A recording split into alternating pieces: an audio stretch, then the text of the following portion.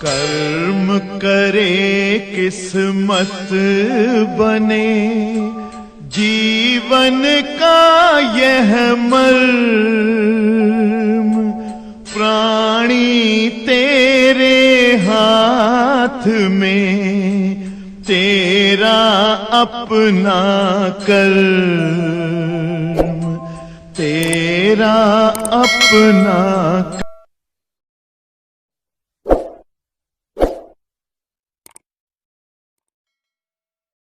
प्यारे बच्चों, उष्मागतिकी थर्मोडायनामिक्स नाम इस लेसन का है। सभी बच्चे ध्यान देंगे। हेलो सुष्मिता जी, इस लेसन में मैंने आपको एक टॉपिक समझाया कि उष्मागतिकी निकाय किसे कहा जाता है। आपको एक्सप्लेन किए कि एक ऐसा निकाय जिसे ताप, दाब और आयतन के पदों में व्यक्त किया जा सके, उष्मागतिक निकाय कहा जाता है। ऐसा बोला गया बेटा सुचित्रा कि अगर कोई सिलेंडर में बंद गैस होती है तो उसे हम उष्मागतिक निकाय कहते हैं। ठीक है बेटा। एक और बात जान गए आप बेटा कल की क्लास में कि किसी उष्मागतिक निकाय द्वारा किया गया कार्य या उष्मागतिक निकाय पर किया गया कार्य W बराबर P इंटू डेल्टा V या PdV होता है। और बच्चों, अगर उष्मागतिक निकाय खुद कार्य करती है तो ये कार्य धनात्मक होता है, और उष्मागतिक निकाय पर कार्य होता है तो ये कार्य ऋणात्मक होता है। कल हम लोगों ने डेरिवेशन किया था। अगर जो है मॉरल साइंस के कोई बच्चा या बच्ची होंगे तो उसमें एक क्वेश्चन पूछा जाता है, दिखाओ उष्मागतिक निकाय द्वारा किया गया कार्य धनात्मक होता है। तो कल जो डेरिवेशंस कराए थे उनमें दोनों थे, तो जब जो है उष्मागतिक निकाय द्वारा किया गया कार्य कराना रहेगा तो आप सिद्ध कर लीजिएगा। ठीक है ना, कोई दिक्कत बेटा? तो उष्मागतिक निकाय द्वारा किया गया कार्य या उष्मागतिक निकाय पर किया गया कार्य इसी प्रकार आप डिराइव कर लेंगे या सिद्ध कर लेंगे। जो पूछा जाए या कहे करने को तो दिखा देंगे। ठीक बेटा। अब आपको बताना चाहेंगे, वैसे एक चैप्टर पढ़ाऊंगा मैं अभी, पदार्थ का अणुगति सिद्धांत।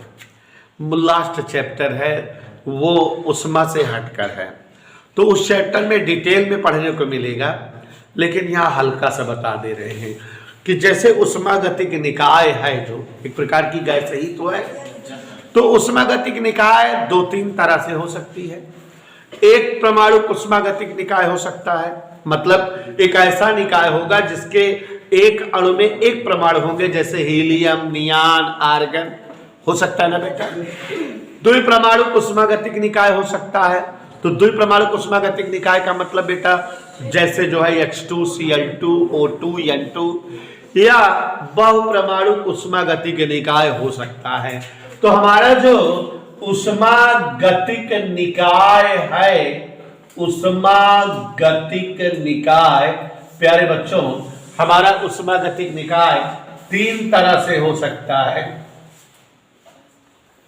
ध्यान दीजिएगा, mono atomic, di atomic, poly atomic. एक परमाणु उष्मागतिक निकाय देवेश बेटा, दो परमाणु उष्मागतिक निकाय, और बेटा बहुपरमाणु उष्मागतिक निकाय।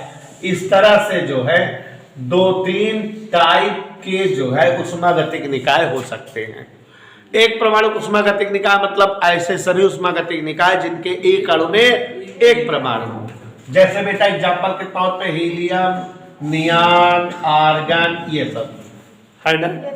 और दो परमाणु समझ गए कि एक अणु में जिनके दो दो परमाणु होते हो, H2Cl2 O2 N2, बहुत सारे ऐसे। और ऐसे जो है उष्मागतिक निकाय जिनके एक परमाणु में बहुत से जो है, एक अणु में बहुत से परमाणु हो, जैसे आपका O3, जैसे NH3, ऐसे ही। इधर तो कि बेटा बात समझ में आ रही है। तो अब बच्चों यहाँ पर एक बात तो ये समझ में आ गई, हमने बोला कि बेटा जब पदार्थ का अणुगति सिद्धांत पढ़ाऊंगा तो वहाँ डिटेल में समझाऊंगा, चूंकि वहाँ है, यहाँ नहीं दिया है। पहले मगर इसी लेसन में था, 2-3 साल पहले कोर्स में इसी लेसन में था। तो ये जो उष्मागतिक निकाय है, उष्मागतिक निकाय जब किसी बर्तन में बंद होती है तो ये जो है इसके अणु या इसके परमाणु बर्तन में गति करते रहते हैं। गति इनकी दो तरह से होती है, एक तो ये आपस में लड़ते हैं, दूसरा जो है बर्तन की दीवार से लड़ते रहते हैं। तो जब ये गतिशील होते हैं तो इनमें निश्चित तौर पे क्या होती होगी, गतिज ऊर्जा। और जो एक दूसरे से लड़ते या टकराते रहते हैं दीवार वगैरह से, तो इनमें स्थितिज ऊर्जा भी होती होगी। तो उष्मागतिक निकाय के समस्त अणुओं, जितने अणु हैं, कि संपूर्ण गतिज ऊर्जा, संपूर्ण प्रकार की स्थितिज ऊर्जा को अगर जोड़ दे, इकट्ठा कर दे, तो निकाय की आंतरिक ऊर्जा उसे कहा जाता है। कौन सी ऊर्जा कहा जाता है? निकाय की आंतरिक ऊर्जा, यूं से डिनोट करते हैं। इसका मतलब आंतरिक ऊर्जा का मतलब क्या हुआ बेटा? समस्त प्रकार की गतिज ऊर्जा। बार बार से बोल रहे, ध्यान से सुनना। समस्त प्रकार की गतिज ऊर्जा और समस्त प्रकार की स्थितिज ऊर्जा। काहे समस्त प्रकार की गतिज ऊर्जा बोल रहे हैं बेटा? क्योंकि जो अणु होते हैं उष्मागतिक निकाय के, उनमें दो तरह की जो है गतिज ऊर्जा होती है, बल्कि तीन तरह की। एक तो वो सीधे गति करते रहते हैं, जैसे यहाँ है, कुछ देर बाद यहाँ पहुंच गए, तो ये स्थानांतरी गतिज ऊर्जा है। दूसरा वो घूमते भी रहते हैं, तो घूर्णन के कारण भी गतिज ऊर्जा रहती है, रोटेशनल काइनेटिक एनर्जी।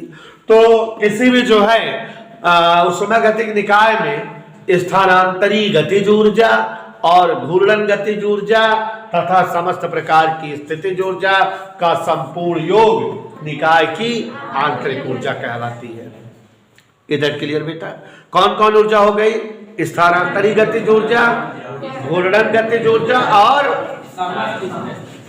का संपूर्ण योग। निकाय की सारी ऊर्जा जोड़ देंगे तो निकाय की पूरी ऊर्जा, इंटरनल एनर्जी या आंतरिक ऊर्जा आ जाएगी। अब पदार्थ का सिद्धांत में ये सब पूरा निकाल के दिखाएंगे बेटा, कि जैसे एक परमाणु गैस है या द्विपरमाणुक है या बहुपरमाणुक है, सब में आंतरिक ऊर्जा अलग अलग होती है। एक परमाणु में गतिज ऊर्जा घूर्णन वाली 3 होती है, तो द्विपरमाणु में 5 घूर्णन गतिज ऊर्जा होती है, बहुपरमाणु में 6 घूर्णन गतिज ऊर्जा होती है। अलग अलग टाइप के निकालेंगे। बस यहाँ इतने जानना है कि हम समझ गए कि हमारा उष्मागतिक निकाय के समस्त प्रकार की गतिज ऊर्जा और सभी प्रकार की स्थितिज ऊर्जा का शामिलात योग निकाय की आंतरिक ऊर्जा कहलाती है। ठीक है ना बेटा? निकाय की कौन सी ऊर्जा कहलाती है? तो अब बच्चों यहाँ जो है उष्मागतिकी का प्रथम नियम बताने जा रहा हूं, सभी लोग ध्यान से प्लीज सुनिएगा, ठीक है? हाँ, तो देखो बेटा, जैसे अगर कोई उष्मागतिक निकाय है, आपकी कल्पना है उष्मागतिक निकाय मतलब सिलेंडर में बंद गैस। अब अगर हम इसको नीचे से उष्मा दें, 100 कैलोरी उष्मा दें, तो जब उष्मा निकाय को मिलेगी तो ये उष्मा बेटा 2 जगह खर्च होती है। पहली तो उष्मा जैसे मिलेगी तो कुछ उष्मा निकाय की ये वाली ऊर्जा है, इस ऊर्जा में बढ़ोतरी होगी, ये ऊर्जा बढ़ेगी, निकाय का ताप गर्म होगा। आंतरिक ऊर्जा को यूं से लिखते हैं तो आंतरिक ऊर्जा में बढ़ोतरी माने DU। 100 कैलोरी उष्मा दिन 10 कैलोरी उष्मा जौना खर्च हो गए निकाय के ताप बढ़ावे में, इंटरनल एनर्जी के रूप में, निकाय के आंतरिक ऊर्जा की वृद्धि के रूप में DU हुआ। जो शेष बची उष्मा है, निकाय ताकत पा गया, मारेगा पिस्टन को, पिस्टन उड़ जाएगा ऊपर, माने निकाय कार्य करेगा। क्या करेगा बेटा? तो हमने निकाय को उष्मा दिया, निकाय ने इस उष्मा को क्या किया? पहले अपना ताप बढ़ाया और फिर उसके बाद कार्य किया। तो निकाय को दी गई उष्मा निकाय की आंतरिक ऊर्जा में वृद्धि और निकाय द्वारा किए गए कार्य के रूप में व्यय होती है, और इसी को उष्मागतिकी का प्रथम नियम कहते हैं। बात समझ में आई बेटा? तो एक बार फिर से समझ लीजिएगा। किसी निकाय को उष्मा दी जाने पर निकाय को दी गई उष्मा का कुछ भाग निकाय की आंतरिक ऊर्जा की वृद्धि के रूप में, शेष भाग निकाय द्वारा किए गए कार्य के रूप में खर्च होता है या व्यय होता है। तो डी क्यू बराबर डी यू आंतरिक ऊर्जा वृद्धि plus P D V, W बराबर आप निकाल चुके हो, पी डी बी होता है। तो ये बच्चों इस चैप्टर में ये इतना लॉजिक समझ में आया बेटा। अब जैसा कि जो है हमारे बीच सुष्मिता जी हैं, तो मैं आपको बताना चाहता हूं बेटा कि ये जो हमारे उष्मागतिक निकाय से संबंधित प्रक्रम हैं, ये कुल 4-5 प्रकार के हैं। उष्मागतिक निकाय के विभिन्न प्रक्रम, इधर ध्यान दीजिए जरा। उष्मागतिक निकाय, सभी लोग ध्यान दें, के विभिन्न प्रक्रम, नाम से परिभाषा तैयार हो जाएगी, फिजिक्स में जानते ही हो। तो 19 बेटा हमने क्या बोला बेटा, उष्मागतिक निकाय के विभिन्न प्रक्रम, उष्मागतिक निकाय के विभिन्न प्रक्रम। तो केवल परिभाषा देनी है और ये चैप्टर खत्म। चैप्टर बहुत छोटा है ना बेटा। क्यों छोटा है? क्योंकि इसका काफी पार्ट चला गया पदार्थ के अणुगति सिद्धांत में, ठीक है, अलग पार्ट में, ठीक। तो अब यहां पर देखो जरा, विभिन्न उष्मागतिक निकाय के विभिन्न प्रक्रम। तो कई प्रक्रम है, ध्यान से देखो। समतापी प्रक्रम, केवल इनकी परिभाषा बतानी है। समतापी प्रक्रम, समआयतनिक प्रक्रम, अभी बेटा उन्हें हम स्टाइल बता देंगे, सब जान जाओगी। समदाबी प्रक्रम, विलगित निकाय,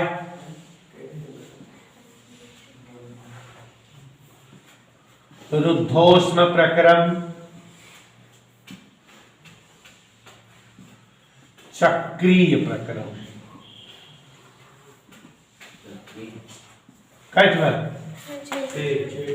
तो उष्मागतिक निकाय के कुल 6 प्रक्रम हैं। 6 प्रक्रम का 2-2 लाइन में परिभाषा है। बता दी, चैप्टर खत्म, नमस्ते हो जाए चैप्टर के। लेकिन बेटा 19 इसके जस्ट बाद वाले चैप्टर का नाम पूछो हमसे क्या है। इस चैप्टर के बाद के चैप्टर का नाम है समतापी एवं रुद्धोष प्रक्रम। क्या नाम है? मतलब ये और ये दोनों मिला के अलग चैप्टर हो गया है।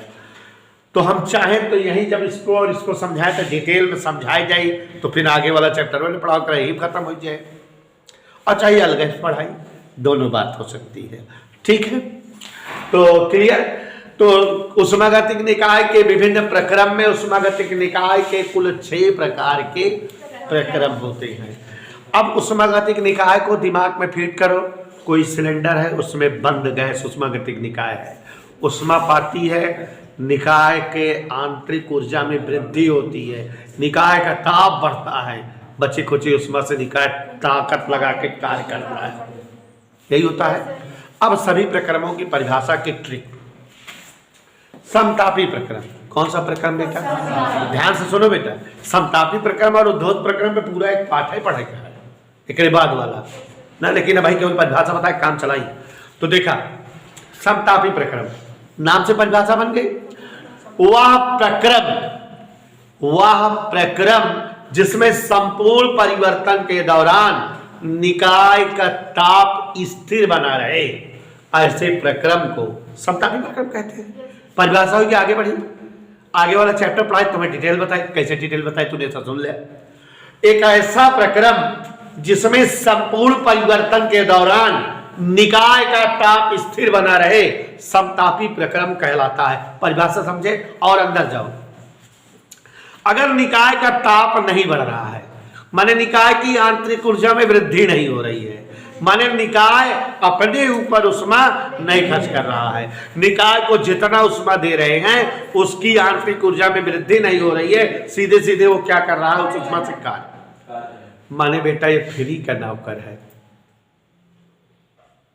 ये एक ऐसा नौकर है कि जिसको अपने लिए पैसा नहीं चाहिए, जितना हम काम दे या पैसे दे उतना केवल काम करते रहे, खुद पे खर्च ना चाहिए, खुद के जो ना पेट ना भरे खाए का, खुद के तनख्वाह ना चाहिए। ये बात तो है। तो 2 लाइन और बढ़ के जाए, का बढ़ के उन्हें सब बेटा एक ऐसा प्रक्रम जिसमें संपूर्ण परिवर्तन के दौरान निकाय का ताप स्थिर बना रहे समतापी प्रक्रम कहलाता है। जब निकाय का ताप स्थिर बना, इसका मतलब निकाय की आंतरिक ऊर्जा में कोई परिवर्तन, माने समतापी प्रक्रम के दौरान निकाय की आंतरिक ऊर्जा की वृद्धि के रूप में उष्मा व्यय नहीं होती। समतापी प्रक्रम में निकाय को दी गई संपूर्ण उष्मा केवल और केवल कार्य के रूप में प्राप्त होती है। माने समतापी प्रक्रम के लिए dq बराबर W, क्योंकि du बराबर 0, तो dq बराबर, इतना बात पता लग गया ना। और दो लाइन बताइए। समतापी प्रक्रम में जैसे कि ऐसा चिल्ला रहे हैं कि यहाँ ताप स्थिर रहता है। हमारा उष्मागतिक निकाय 3 अक्षरों वाला है, PBT। जब T स्थिर हो गए तो इसका मतलब इसमें रिलेशन P और B के रूप में होगा, और P और B का रिलेशन आपको याद है, बायल का नियम होता है। तो समतापी प्रक्रम बच्चों स्पष्ट है कि बायल के नियम का पालन करता है, अर्थात समतापी प्रक्रम में स्थिर ताप पर उष्मागतिक निकाय के निश्चित द्रव्यमान का आयतन V निकाय पर आरोपित दाब B के व्युत्क्रम अनुपाती होता है। बायल का नियम हो जो पीछे पढ़ाए थे, V प्रोपोर्शनल स्थिर ताप पर किसी निकाय उष्मागतिक निकाय के आयतन का मान उस पर आरोपित दाब के व्युत्क्रम अनुपाती होता है, या P बराबर K अपान P, या PV बराबर K, या P1 V1 बराबर P2 V2।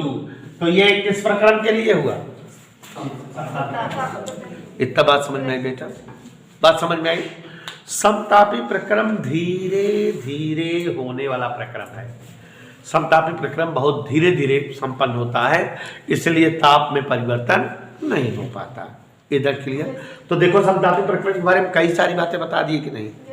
कई बता दी? बोलो हाँ सर बता दी। अब उसके बाद कौन सा प्रक्रम बोर्ड पर लिखा है बेटा?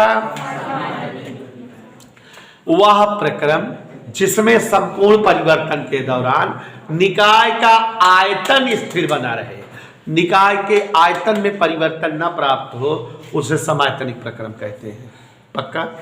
और अगर निकाय का आयतन नहीं बदलता है, माने dV 0 है, तो निकाय द्वारा किया गया कार्य W जो कि PdV होता है, ये 0 आ जाएगा कि नहीं? तो इसका मतलब उष्मागतिकी के प्रथम नियम से dQ बराबर केवल du होगा, W 0 हो गया। तो अगर उष्मागतिक निकाय समायतनिक प्रक्रम में है तो निकाय के आयतन में कोई परिवर्तन नहीं हो रहा है, अर्थात निकाय द्वारा कोई कार्य नहीं होगा। अर्थात इस प्रकार के प्रक्रम में उष्मागतिक निकाय को जितना उष्मा देंगे उससे वो केवल अपना ताप बढ़ाएगा, कार्य माने समतापी प्रक्रम उल्टा है ना, सब खाए ले काम न करे, जितना देगा ढकेल ले। समझ में आया बेटा? हो गया समायतनिक प्रक्रम। और समायतनिक प्रक्रम इसका मतलब आप जान रहे हो कि आयतन स्थिर है तो किस नियम का पालन करता होगा?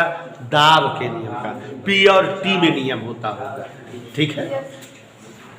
समदाबी प्रक्रम एक ऐसा प्रक्रम जिसमें संपूर्ण परिवर्तन के दौरान निकाय का दाब स्थिर बना रहे, ऐसे प्रक्रम को समदाबी प्रक्रम कहते हैं। और देखो बेटा, समदाबी प्रक्रम में कोई चीज 0 नहीं हो पा रही है, तो समदाबी प्रक्रम में उष्मागतिक निकाय को दी गई संपूर्ण उष्मा निकाय की आंतरिक ऊर्जा में वृद्धि और निकाय द्वारा किए गए कार्य के रूप में प्राप्त होगी। माने में सब कुछ हो।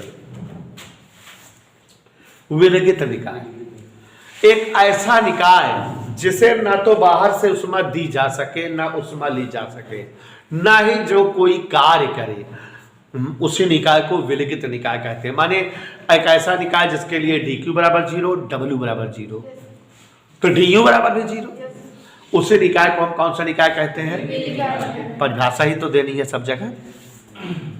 रुद्धोष्म प्रक्रम। कौन सा प्रक्रम बेटा? रुद्धोष्म, एडियाबेटिक प्रोसेस। रुद्धोष्म प्रक्रम मतलब रुद्ध हो उष्मा ऐसा प्रक्रम, मतलब एक ऐसा प्रक्रम जिसमें वातावरण से न तो निकाय को उष्मा दी जा सके, न ही निकाय से उष्मा वातावरण को जा सके, उसी प्रक्रम को रुद्धोष्म प्रक्रम कहा जाता है। फिर से आओ, एक ऐसा प्रक्रम जिसमें वातावरण और निकाय के मध्य किसी भी उष्मा का स्थानांतरण या उष्मा का प्रवाह ना हो सके, उसी प्रक्रम को हम रुद्धोष्म प्रक्रम कहते हैं। आजकल ठंडी में जो थर्मस आता है बेटा, पानी जिसमें डाल दो गर्म तो गर्म बना रहता है। गर्मियों में ऐसा थर्मस आता है, पानी ठंडा डाल दो ठंडा बना रहता है। तो उनका मतलब है कि ये जो बर्तन हैं ये उष्मा के कुचालक पदार्थ के बने होते हैं। तो अंदर अगर गर्म पानी डाल दिए हो, पानी गर्म बना है क्योंकि अंदर से उष्मा बाहर नहीं जा पा रही है, बीच में जो है उष्मा का कुचालक मटेरियल है और ना बाहर से उष्मा अंदर आ रही है। तो ऐसा प्रक्रम कौन सा प्रक्रम होगा? माने रुद्धोष प्रक्रम में प्रयुक्त सिलेंडर कुचालक पदार्थ का उष्मा का होता होगा। और इस प्रकार के प्रक्रम में न तो उष्मा वातावरण से निकाय को मिल पाती है और ना ही निकाय से। रुद्धोष प्रक्रम पायसन नियम का पालन करता है, आगे चैप्टर में पढ़ाऊंगा भी। और रुद्धोष प्रक्रम बहुत तेजी से होने वाली घटना है। क्या बेटा? इतनी तीव्र से घटना हो जाती है रुद्धोष प्रक्रम की कि समय नहीं मिलता उष्मा को आने जाने का। अचानक या तेजी से होने वाली घटना, जैसे टायर जो है अचानक फट जाए तो समय नहीं मिल पाएगा अंदर की वायु को बाहर आने जाने का। इतनी तेज उष्मा जो है सेम बनी रहेगी, फिक्स बनी रहेगी। ठीक, तो समतापी प्रक्रम धीरे धीरे होने वाली घटना है और रुद्धोष प्रक्रम अचानक या तेजी से होने वाली घटना है। समझ आया? परिभाषा क्लियर? हालांकि इस पर पूरा पाठ पढ़ना है। एक ऐसा प्रक्रम जिसमें संपूर्ण परिवर्तन के दौरान निकाय विभिन्न स्थितियों से गुजरता हुआ अपनी प्रारंभिक स्थिति पर पुनः आ जाए। जैसे भाई हमार जो ना है कोनो गैस है वो आयतन 10 है और दाब 5 है। कुछ देर बाद आयतन 15 हो गया, दाब 6 हो गया, फिर कुछ देर बाद आयतन 20 हो गया, दाब इतना, फिर इतना, फिर इतना, फिर कुछ देर बाद फिर आयतन 10 हो, दाब 5 हो गया। जब पहले आयतन दाब रहा वो फिर हो गया।